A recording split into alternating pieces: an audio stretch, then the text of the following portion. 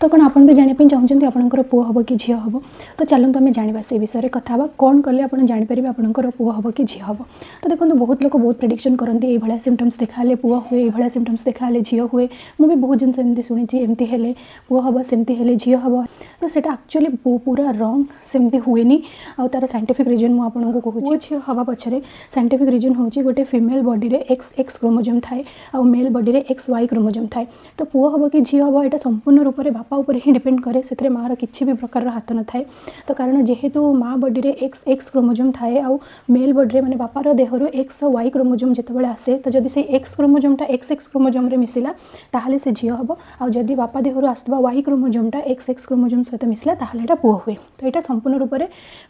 mail उपर depend करे कि पुओ हम कि झील हम आ सेटा आपणकर